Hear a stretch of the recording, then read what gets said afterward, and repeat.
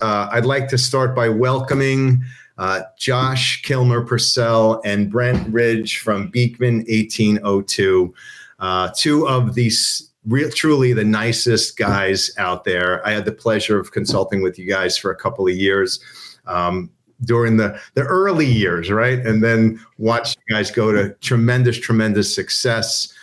You have taken I always remember our conversations and how you told me your story and where it began. I love that stuff. I love the underdog where, you know the hardships that you dealt with at the early stages, and to take it to a position where I have to imagine that this has grown to beyond your wildest imagination from where you ever thought the business would be. Would that be correct? Yes, I would say that is correct. I think one of the differences with us, though, is that you say beyond our wildest imaginations. I don't think we ever had a goal in mind. We just, like, every step of the way, we've just done the best we can, and it's grown on its own. We were never like, we're going to be billionaires or whatever, Right. We're like, just do what we do and do it well and enjoy doing it. And we've grown that way.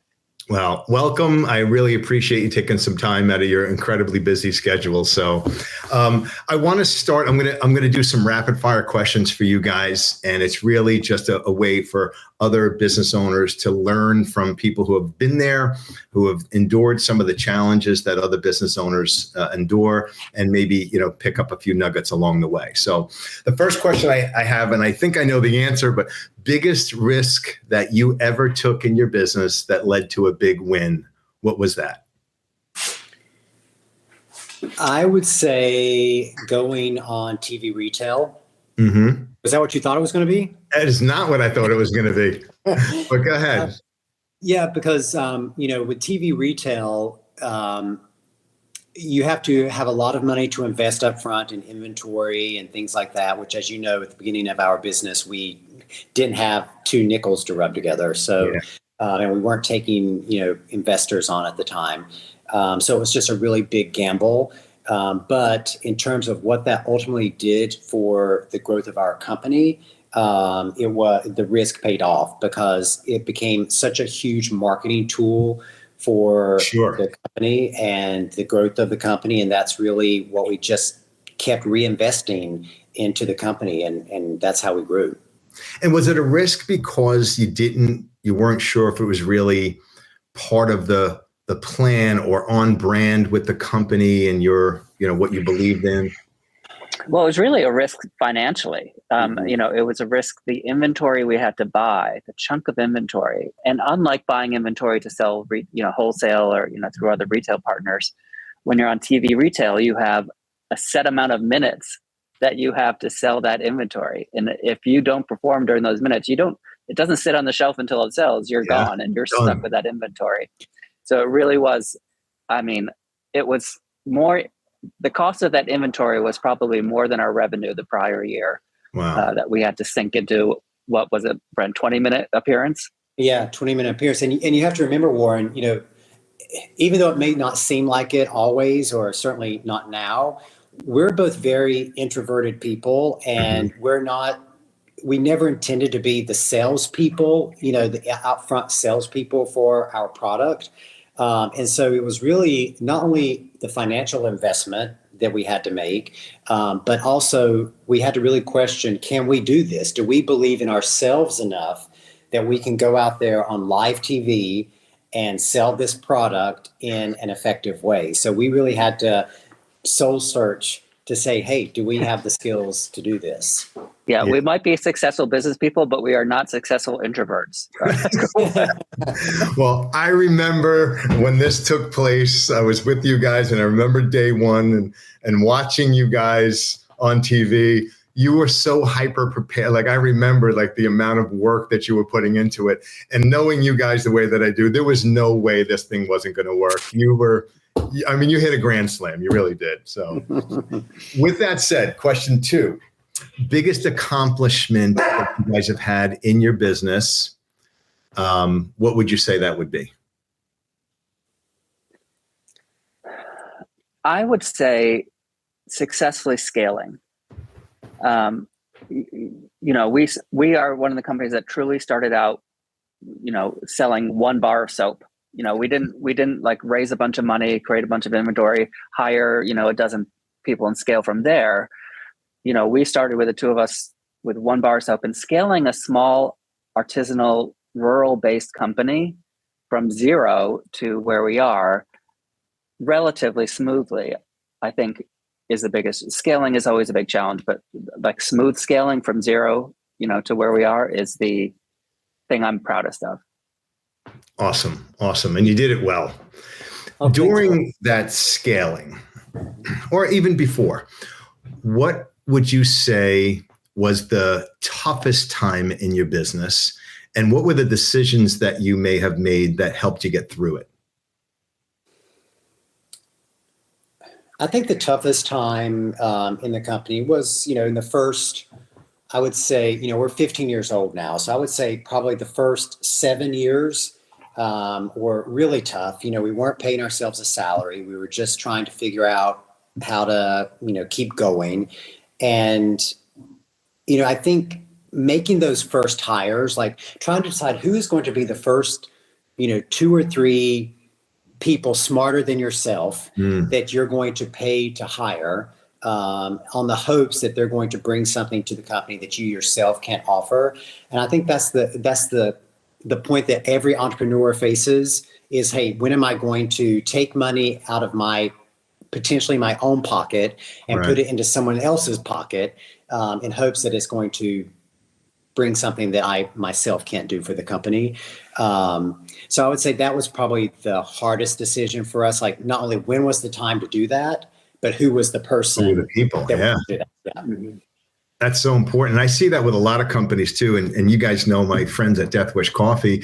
It was the same thing there. When Mike Brown started that business, he had this ragtag bunch of, like 4 people that he literally pulled from the streets and a friend of his friend. And they weren't the most knowledgeable. They weren't the most refined. They weren't the most experienced, but they had the grit and the determination and the absolute freaking loyalty. Whatever it takes, we are with you, and we'll figure out the rest. And I know that, and I remember coming to Sharon Springs and being in that little tiny sweat box of an office and, with that small group of people who were really, really passionate and loyal. And that's a good thing to build on, no doubt. Yeah. I always say if I knew then what we should have known, to get where we were, we never would have started. I mean, it was like the amount we didn't know was actually a blessing to us in our growth. Yeah, and you say that, and I totally get that. But I think one of the things I was always so impressed with you guys during our time together was that you were always willing to recognize your blind spots, admit them, and correct them. Mm-hmm. And not everybody does that. A lot of people, and which is one of the things that keeps me in business as a consultant and a coach, right? Is that people aren't always aware of their blind spots. Mm-hmm. And even when they are, it is so painful for them to admit it. They pretend. And that's so dangerous. And I find that the most valuable, the most successful entrepreneurs, and certainly the best clients for me, are the ones that are willing to admit it, say, okay, what do we need to work on? And let's get to work on that. Right? No, our proudest moment was when we had people at the table smarter than us. Like that. Yeah. That was our proudest moment. Yeah. And Brent and I know what we know, and like we know our customer, we know marketing, and we know consumer need, and that's what we know. We don't know anything else. We never knew finance. We still don't know finance. Legal things, all of that we didn't know. So we were always really grateful when other people were in the room, and we just never felt like we had to prove ourselves in those areas. Yeah, that's great. And I actually just wrote the blog, or I did a video recently about that. Some of the successes to running a business, and it's identify the stuff that you're amazing at, and spend 90% of your time doing that. Hire and backfill for the rest, and get the hell out of the way. Right? 100%. Yeah. That's it. What would you attribute maybe the 2 things or 3 things that you would attribute your success to? The biggest things that you would say, it's because of these things that we have the success that we have. Are they beliefs? Are they action steps? Are they policy? What would you say they are? Desperation. Okay. That's both. Good motivator. It truly, truly is. I mean, we started in the midst of, the recession of 2008, where we both lost our jobs within 30 days of each other, and we needed to pay our mortgage. And, I think entrepreneurship over the last few years, people have gotten very romantic about it, and Shark Tank and like, oh, I want to break. You have to be desperate. It's great to have a dream, but you also have to be a little bit desperate to really succeed. Otherwise, it's too easy to give up on your dream. That's good. I think the first thing, Brent. And then I would say the second thing is we never saw an opportunity that we didn't like. Mm-hmm. If someone presented us with an idea, we never said no. We always said, okay, how can we maximize this opportunity? Yeah. And there was no opportunity too small for us to try to take advantage of. And I think that's what entrepreneurs need to do is not look at just an opportunity at face value. Look at an opportunity as how you can extract value from that opportunity. Love that. And it's funny because I have Beekman 1802 behind me, but 10 minutes ago that said dream big. So I change that message all the time. And you guys, you always swung for the fences, and I'm sure you still do, swinging for the fences for those big opportunities. And I think so often we limit ourselves. We don't believe enough, or we're not willing to take the risk, or we just have these mental blocks in our head that say that won't work.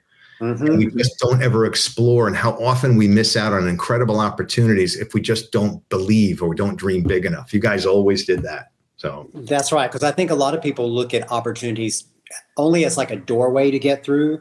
The opportunity could be the crack in the windowsill. And it could just be whatever opportunity is presenting itself could just be the first step into what the actual opportunity is going to be. Yeah. And you just have to be open-minded and creative in how you look at the opportunity. And I would say it's not only dream big, but it's act big. And you remember this, Warren, like we were a tiny little company, but if we walked into the room with Target, or we walked into the room, with Price Shop or whatever, you would have thought we were a company 10 times our size.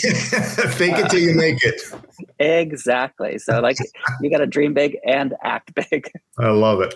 So during this incredible journey that you guys are on, you have these employees who come in and some that go, and I see now, and I do a lot of hiring for my clients, and I work on strategy, right? Like I help companies develop the strategy to grow.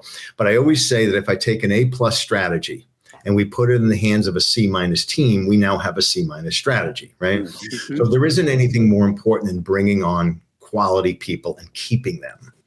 And it's very difficult to keep people now. What used to be 5 and 10 years as the average tenure is now 1 and 2 and 3 years at max. What do you guys do to increase retention with your team? Well, yeah, go ahead, Brent. You go. I think the first thing that we do is we really try to understand what it is we need that team member for. And in all truthfulness, the reason that the world is like that now, where people are with a company 3-5 years at a time, is because the world changes so quickly that you often need to cycle people out every 3 to 5 years, because your company changes, so much in 3 to 5 years. That person's skill set and interests change in 3 to 5 years. So I think, historically, when, you talked about the company man or the company woman, it was because the pace of change wasn't that fast. Yeah. And I don't think people should beat themselves up if they have turnover in their company, because realistically, that's the society that we live in now. There's a lot of turnover. Mm-hmm. And I would add, not only do you need to find the person that's perfect for the job, that's actually right for the job, but you need to be right for them as well. Mm-hmm. We've actually not hired people that would have been fantastic in the role, but we knew that we probably weren't the right company for them at this point in their career. And so it wasn't going to last more than a year or two. Yeah.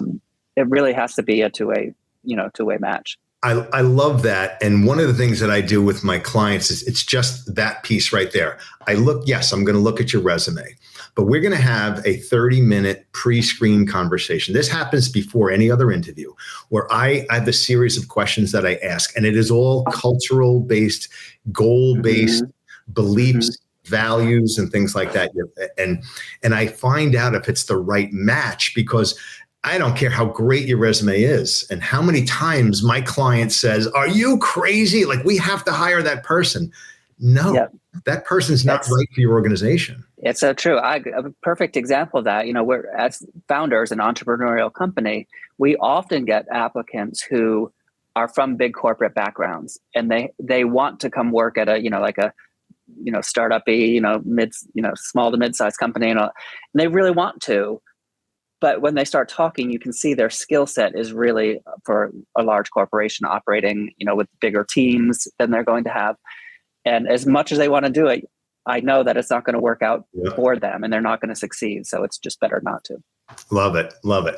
With that said, when you do have people on the team, there's a need for people producing quality work and hitting deadlines, producing work with excellence, and meeting your expectations.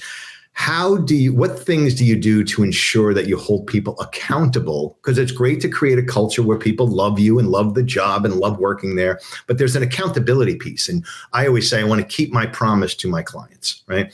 How do you ensure that you hold your people accountable? KPIs, like mutually agreed upon. So like taking the time at the beginning of the year, at the end of the year for the next year to really set specific metrics for success, and working together. You can't just set them for somebody. Like they have to be achievable, and everyone has to believe that they're achievable. But even on intangible things, to have KPIs that everyone agrees on, you can then people feel confident as they reach their goals, and they feel more confident and succeed more. So having those KPIs are these little check-ins where they can grow more confident, you feel happier, and it just becomes this flywheel. Yeah. And the more specific the KPI, the better. Yeah. And then I'll add to that transparency and making sure that everyone on the team knows what everyone else's KPIs are. Because ultimately, as you know, Warren, it takes a whole team of people to make a successful company. And everyone needs to understand what each other person's KPIs are, not only because if they hit their KPI, it's probably going to help you hit your KPI as well. Right. But we all hold each other accountable for achieving the KPI. And we also help one another once we know the KPI. I love it. This is a conversation I have far too often, and it is centered around KPIs. And I will tell you this: of all the interviews that I've done, you are the only guys who have said KPIs as a way of holding. It's astounding to me. I like to create the KPIs by role and by department, and then measure them, right? Okay, so once we know what the KPIs are. Now we've got to measure them, we've got to inspect them, and we've got to hold people accountable to them. I need to understand why you didn't hit the KPI possibly, and then what did we do well that helped us achieve it so that we repeat it again in the future? It's reviewing.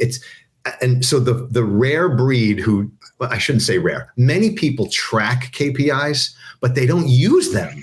Yes. And they just exist somewhere in a form that you fill, a document, a report somewhere, but we don't actually sit in a room and review them. How often are you reviewing your KPIs with your team?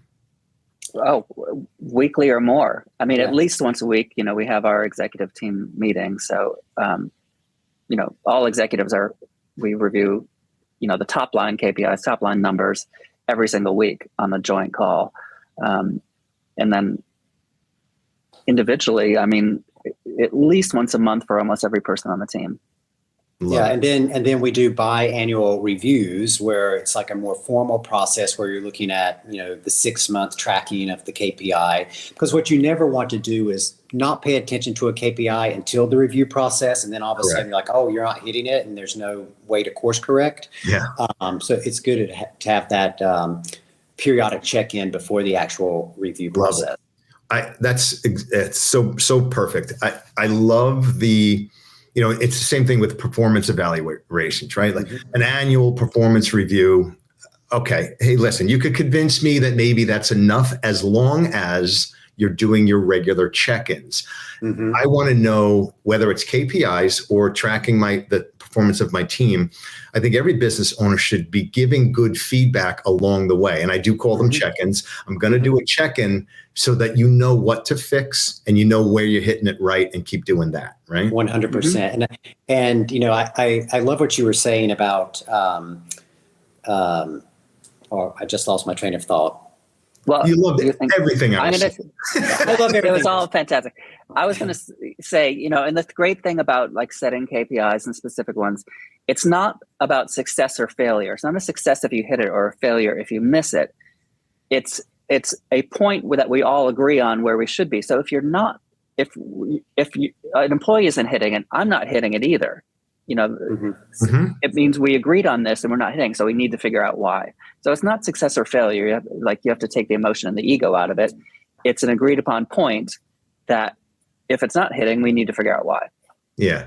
It's really that learning part of it. And that's what it should be. It should be that for you. That's it. That's exactly what I was going to say, is that you have to learn from the success. So, hey, we hit the KPI. What did we do right that made us hit that KPI? Yeah. But you also have to analyze the failure. And I think a lot of companies don't do both. They don't learn from the success and say, how do we replicate that? And they don't do a post-mortem on the failure to learn how to change that. And I think very true. I see people do one or the other. There's this review and we piss and moan about what you did wrong or what we as a company did wrong. Or we do a performance evaluation and all I do is blow sunshine up your rear end all day and tell you how everything is great. And you don't learn anything from that, right? Exactly. Good, corrective conversation, impactful conversation. It's all the difference in the world. Yeah, absolutely. So let's talk a little bit about an area you know a thing or two about, and that's marketing. From a marketing perspective, if business owners could do one thing to market their brand, make the brand stand out, what would you say is the most important thing a business owner can do to make their brand stand out from a marketing perspective? I think the methodology changes, but I think from the beginning of time, the most important thing for marketing is how you can get other people to do the marketing for you. And, it's all about word of mouth. And how do you get more people talking about you and not just yourself talking about yourself? Yeah. Back in the day, it was just like a neighbor over the fence. And now it's on social media, but you still have to figure out how are you going to exponentially increase the amount of people who are talking about you. And part of that is looking at, hey, what are people talking about? How do I insert myself into that conversation? That's more important now on social media than ever, like just tapping into conversations that are already happening. Yeah. And I would say you have to define yourself. As a brand, marketing is always about storytelling, right? So, but you have to know what story you're going to tell. You don't want a customer to buy your products. You want them to belong to your brand. So, like at Beekman, for a long time, we were just sort of this like nice community, neighborly, company. But then we had an outside branding agency come in and said, "Can you help us crystallize what we are?" And their answer was kindness. Like you're not selling products, you're selling kindness. And having that simple message of kindness, our brand stands for kindness. We realized that's why customers were belonging to us, not just buying a product. So then once we knew that, we could amplify it. You guys did as good a job as can be done about creating a community, right? Or a neighborhood, as you would, right? Like you did such a masterful job. It was more than just products. That wasn't it, right? It was really creating this community around the brand, and kindness became, such a huge part of that. And I think obviously it's something that's incredibly important to stand for, and you guys celebrate it. So I love that. on the flip side of that, what do you think the biggest mistake is? What do you think the biggest mistake is that business owners make today or companies make today when it comes to marketing? What are they doing wrong? Over-promising and under-delivering. I think it's so, particularly because so much of marketing is done on social media these days, and you have to get people's attention.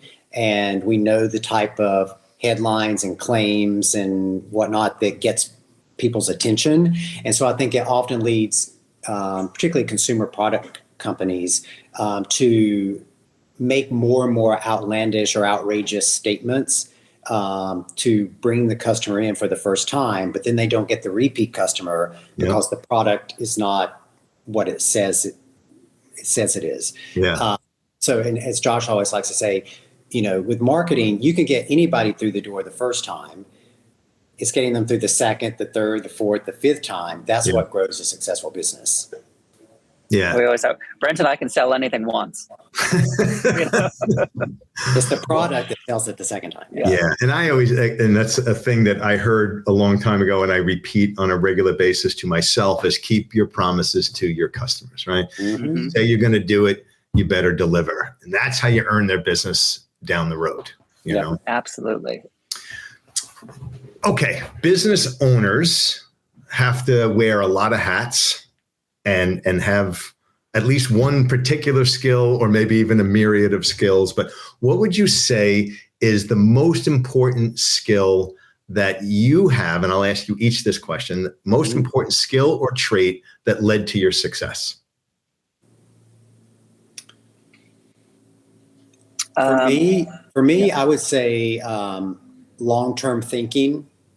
Because I think this goes back to, when I was just a child, and like my first dream was to become a doctor. Like it was, I wanted to do that from the time I was in kindergarten. So I had a long-term plan about becoming a doctor, and I, worked to achieve that goal.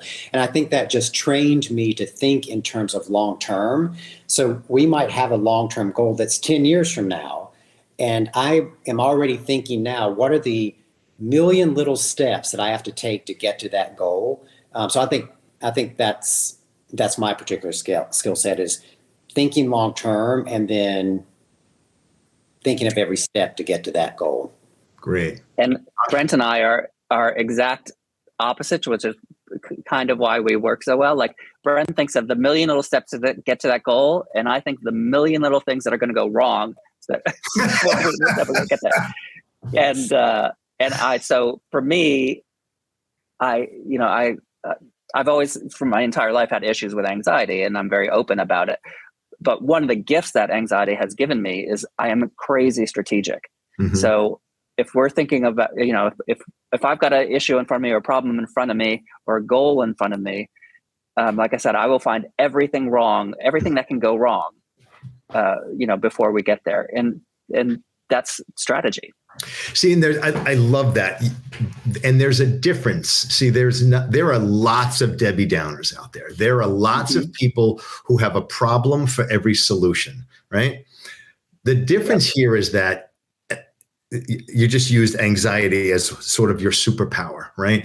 So it's this thing, and you could use that, as an excuse to not move forward. You could use that as the barrier between you and what's lying in front of you. Instead, you use that as preparation. Okay, this is what could happen. I'm not saying we're not going to do it, but I'm nervous as hell about it, so let's get prepared. Yeah, let's get all the obstacles out of the way that we can. I need you to go talk to my my 21-year-old daughter and talk about that, right? Like, let's not use the fear. And my kids used to say this to me all the time, because I, like you, Josh, it isn't coming from anxiety, but it is coming from, I think about things that probably a lot of people don't think about, and I'm aware of it. And my son one time said to me, "Why do you worry about all these little things?" And I said, "I'm never worried. I'm aware, which makes me prepared. And when I'm prepared, I don't worry." Yes, exactly. I love that. And so many people would benefit from that knowledge, Josh. And I love and I think around I'm sorry, Josh. I love how you framed that around awareness. But I would say that, as Josh said, it took both of us to grow the company. You have to have a person like myself, which is an eternal optimist. Mm-hmm. I'm like, oh no, this is the goal and we're going to achieve that goal. And you also have to have someone who's not a pessimist, but more of a pragmatist. And if you're not that, most people are not both of those things, right? And so you have to find the appropriate balance in your company, that you have the dreamer who's going to push you to go beyond the boundaries or beyond the wildest thing that you ever imagined. And then the person who's going to troubleshoot how you're not going to get there. You really do have to have both of those components. Because a lot of times people like yourself who are hyper aware and focusing on all the details don't ultimately think of the big picture that's going to be the breakthrough. Yeah. Yeah. And they have to trust each other. I mean, there's countless times from the beginning, Brent, Brent will have an idea and I'll be like, Brent, we can't land that account. That's giant. Like, look at our competition. And then we do it. So like, and then I've learned to trust him. And I've had plenty of times where Brent's had an idea and I'm just waiting to throw out the "I told you so," and it works. So over time, we've come to trust each other. Yeah, and I love, because you took the words right out of my mouth. There's two words that came to mind when I'm listening to you guys talk. And again, I used to love being in meetings with you guys and watch the dynamics. It was amazing, right? So Josh is talking about, well, what about this? And what if that? And then you would say, oh, well, it's going to be amazing. But there was this balance between you. And it comes down to two things. I see trust, yes. And I also see respect. So there's, I trust you that you'll help us get through these challenges or what have you. And then on the other side, while I believe that everything's going to be great, right, I respect your position on it and I'll make sure it doesn't blow up in our face, right? Yeah. And it wasn't easy. I mean, that it took years for both of us to get our egos out of the way and acknowledge that the other one might be right every once in a while. Very rarely on Brent's case, but I'd love to be at the dinner table just when I hear every so often there's "I told you so." You get that moment. Yeah. All right, last question, and this it should be relatively easy for you guys, but difficult for most. The biggest flaw that you have as a leader that you're still working on?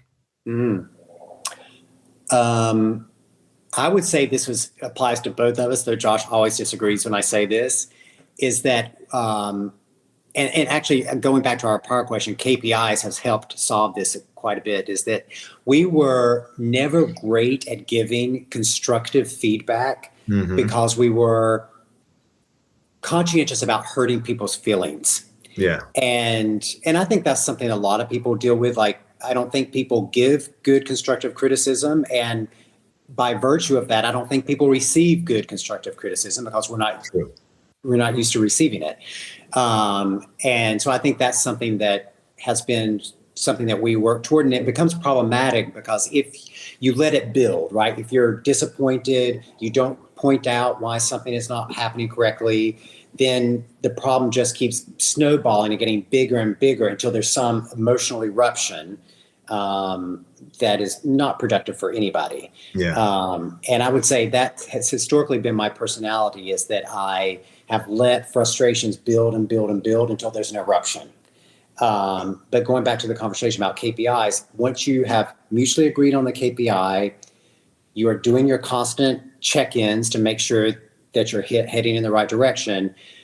You kind of solve that problem of hurting someone's feelings because you've agreed on what the goal is. Yeah. Yeah.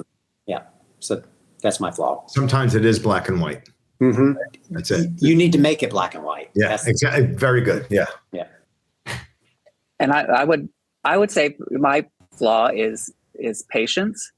And I think that anybody, aging in their career, as you hit the top end, of your career, you start to lose patience with things, and because you've seen everything a million times, you've heard everything a million times, but the challenge is to realize that there is always something new or a new approach to something that you're going to dismiss, and if you dismiss it, you're not going to learn from it. So patience for me is probably the hardest thing to overcome. Very good. I got to tell you a story then that kind of speaks to both sides of what you guys just said. And this is something that has stuck with me since that day. So there was a point in my time consulting with you guys that I was working on a particular project and we had a challenge with I won't get into all the details, but there was a challenge with a thing and I was given guidance to do something to correct the problem. And it involved the magic marker. Let's just say that, okay? And it's like everything in my body was like, this is the worst thing to do. Don't do this. But I did.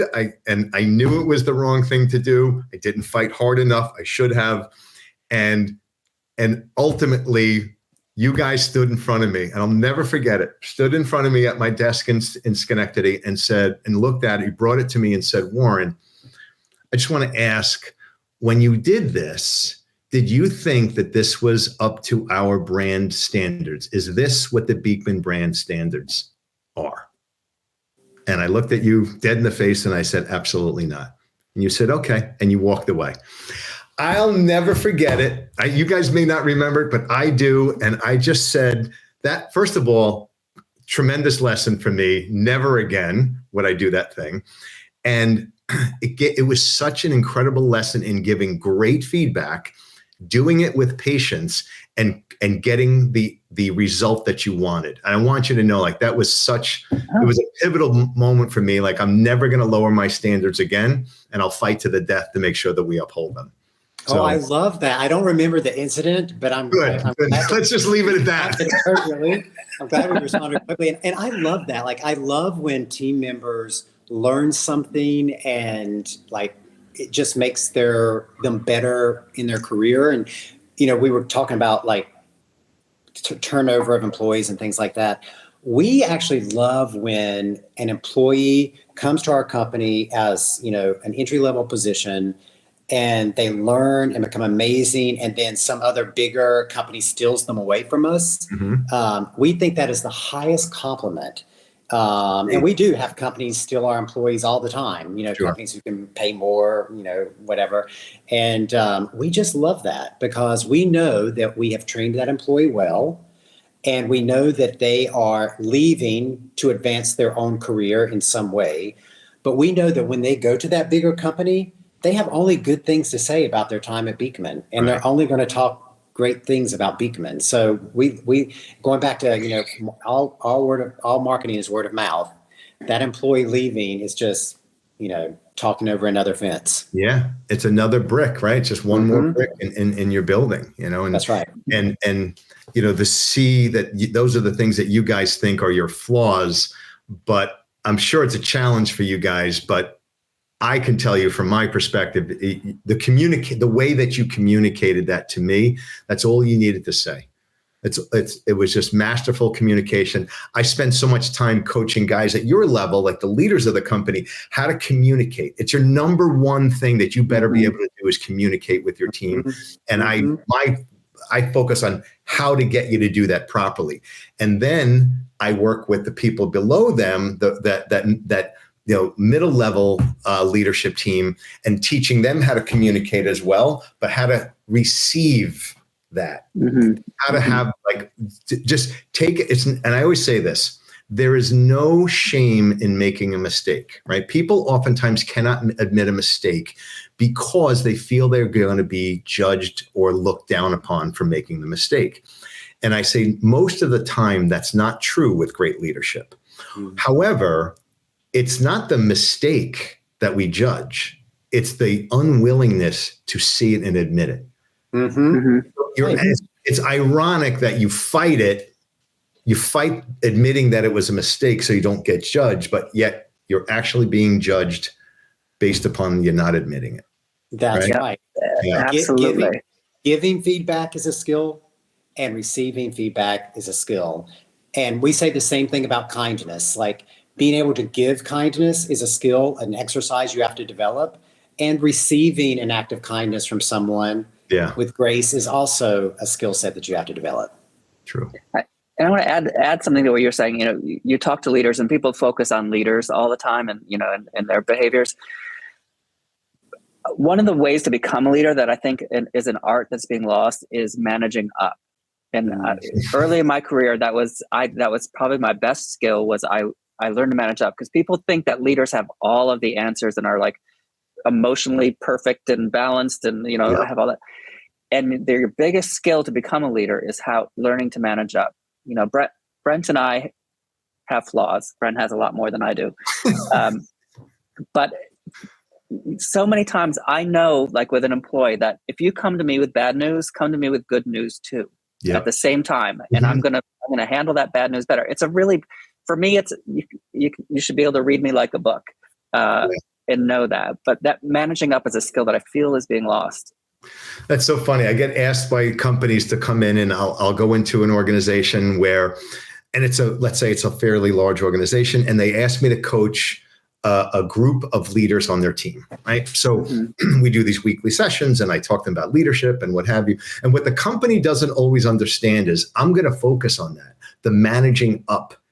That I'm going to help them be better leaders and how to lead their team and how to be more productive and what have you. But I spend honestly probably 50% of my time teaching them how to manage up and to accept the fact that when you want to stand there and criticize the owners of the company, the leaders of the company, because you don't agree with what they said, you don't like what they did, remember that they are human beings. They are leaders of the company. They are not perfect. And that you need to be there as a support to them, not just stand around and point the finger, tell them what they did wrong. Help them get better at that. Leaders need that as well. Yeah, that's right. And that will be the key to your success if you can manage up. And I think that goes, full circle back to what we were talking about with KPIs. And when you're managing up, you need to understand what your superiors' KPIs are as well. They need to be transparent with you about what their KPIs are, because they're making decisions because they have to hit their KPIs. Right. And so you have to understand that. It's part of managing up. Amen. Well, thank you guys. This was great. I'm not surprised in any way that you had such great answers to the questions.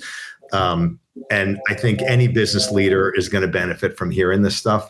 It's no wonder that you've had the success that you have. I love seeing the smiles on your faces, so I'm very happy about that. If you remember a long, long time ago when my time with you guys came to an end, I think it was almost 3 years together, and then you had the biggest success, and I sent you guys, I think, a text it was, and I just said, I'm happy for your success, but I'm happy to see you happy. You guys are two of the best, kindest people in the business. You're genuine, you're lovable, and you deserve all the success and happiness in the world. So, thanks. Likewise. I mean, we had such an amazing time together, and it's so great to see you succeeding in what you're doing now. So that's fantastic. All right. Thank you, guys.